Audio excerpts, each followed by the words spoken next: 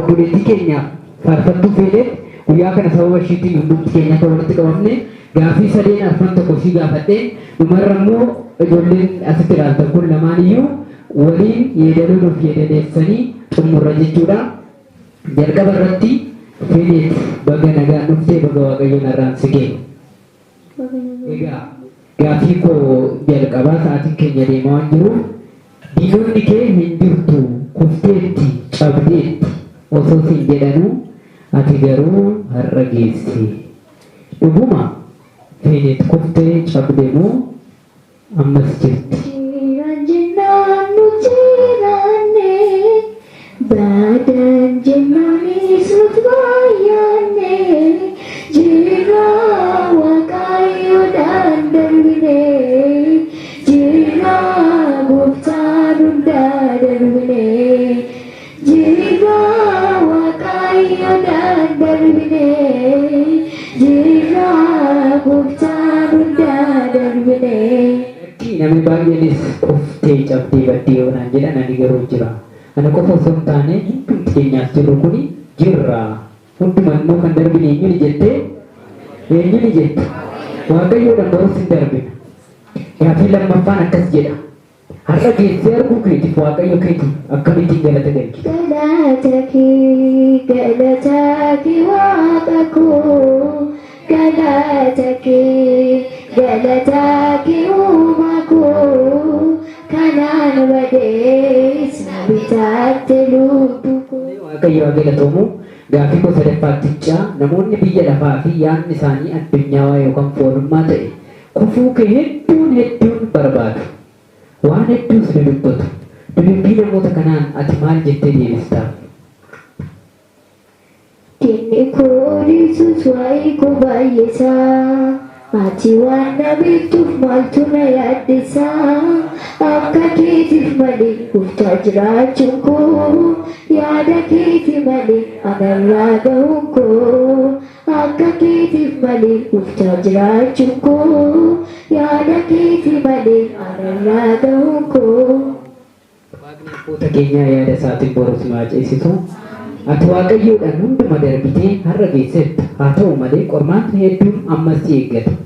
Qormaata kana darbuuf abdiin kee maalidha? Humnas maal qabate? Kaleessa na ceesistee har'aas na faana jirta. Galmee du'a kootii garaa galchiteetta.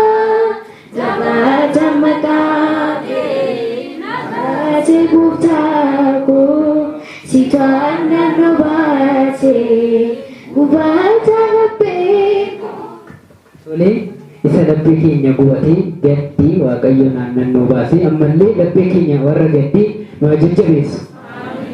Gaafii shanaffaattichaa tarii hiriyoota kee warreen tajaajilaaf fedhii qaban garuu qormaata garaagaraan kufanii cabanii hafan warra gufatanii maal dabarsita?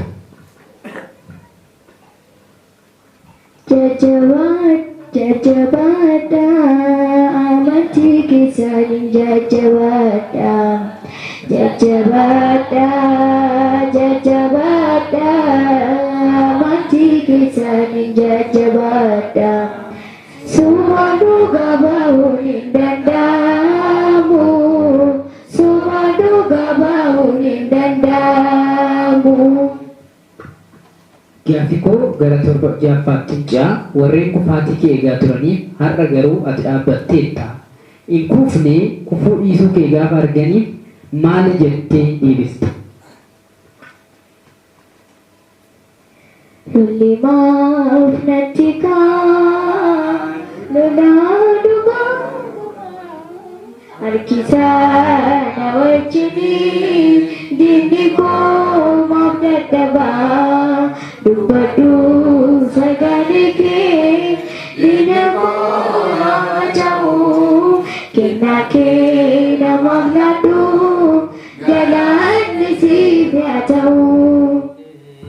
Maladoo galaanni siif haa ta'u. Gaafii koo torbaffaa faaruudhaaf kan si gargaarii mana isaatti eegee daa'imummaa keetirraa eenyudha? Waan naaf gootee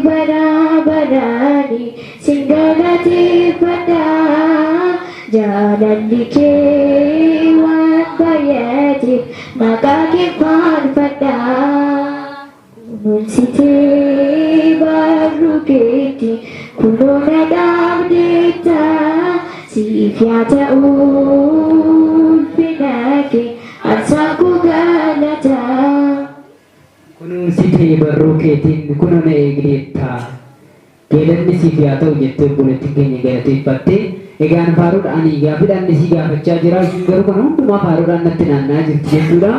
Afaan isaanii qoodni ijoollee kanaa faaruu qofa ta'eera jechuudha.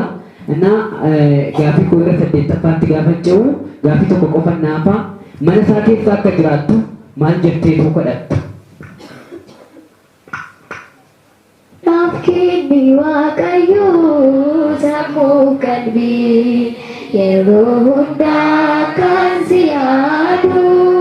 Naaf kenni Waaqayyoo sammuu qalbii yeroo hundaa kan si yaadu.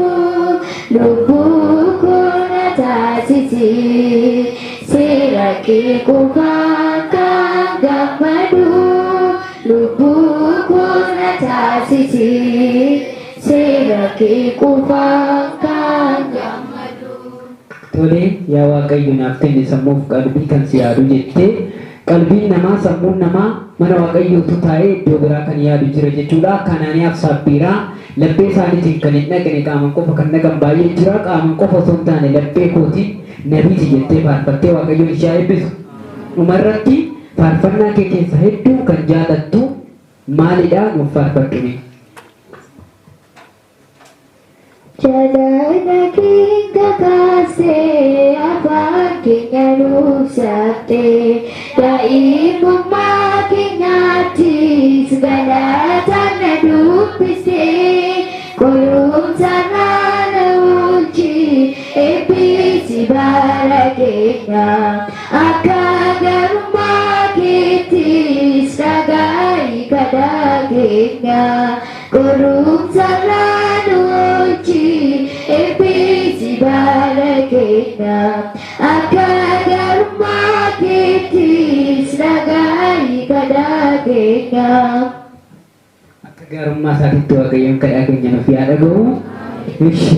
Xumurreera sagantaa keenya asitti cinaa keenyatti immoo kan argitan wal biraa kan hin hafne wal malee kan hin mul'anne feenet argitanii kan hin dhabne obboleettii keenya faarfattuu Mirat Qasis Alamuu abbaan ishee qeesii jabaa baay'ee tajaajila Oromiffaatiif hidhamaa kan turan waa hedduu kan hojjetan warri godina kanaa magaalaa Fiichee keessa jiraatan hedduu kan beektan garuu amma lubbuun isaanii kan nu bira hin jirre eebbi isaanii hunduma keenya iyyuu irraa bulu. Egaa akkuma abbaa ishee akkuma luba keenya ishinis cimtu dhugumatti ijoolleen kun sagaleen isaanii abboota durii yeedaleessuun isaanii kan nama yaadachiisudha. Baay'ee cimtuudha jechuudha. Feenet biraa hin hafu. Ani yoo ishiin waltajjii baates wajjumaan waltajjii ba'a. Yoo ishiin boolla buutes ani boollumaan bu'a jetteeti waliin waltajjii kanarra teessee jirti.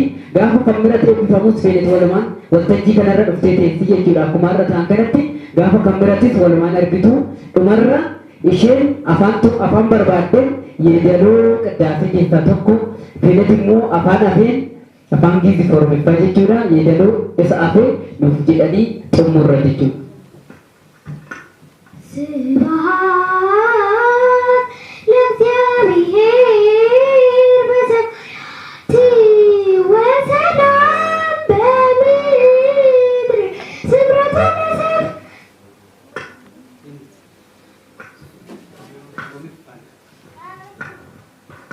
ገለኒ Waaqayyoo samiirratti nageenyis lafarratti. Egaa yeedaleessuuf barachuudhaaf nuuyyuu kan nu isaa ture kan nu dhibaa ture yeedaloo yaariidha akkasittiin qabatanii obboleettii keenya nuuf yeedaleessaa jiranii ammallee Waaqayyoon dabalee mana isaatti isaan haa qusatu umurii dheeraa kan ittiin tajaajilan kan ittiin fiigan Waaqayyoon isaaniif yaa kennu galanni Waaqayyoof yaa ta'u wasbaatirii እግዚአብሔር